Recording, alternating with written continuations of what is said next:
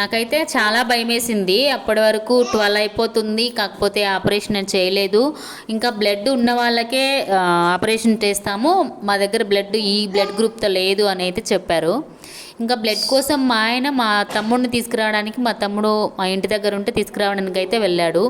ఇంకా నాకు పెయిన్స్ ఎక్కువైపోతుంటే ఆ టైంలో డాక్టర్ వాళ్ళు పిలిచారనమాట లోపలికి ఆపరేషన్‌కి. లోపలికి భయపడుతూనే వెళ్ళాను. కాకపోతే వెళ్ళిన ఒక 10 మినిట్స్ అలానే పడుకోబెట్టేసి తర్వాత స్పైనల్ ఇంజెక్షన్ అయితే ఇచ్చేశారు. ఇచ్చిన తర్వాత నాకు వెంటనే మత్తు అనేది రాలేదనమాట.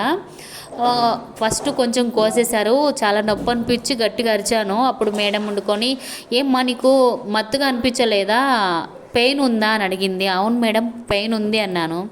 అప్పుడు మేడం వండుకొని, అదేంటమ్మా అలాగే ఉండదే, కాకపోతే సరేలేనేసి ఇంకొక ఇంజెక్షన్ అయితే ఇచ్చారు ఆ టైంలో.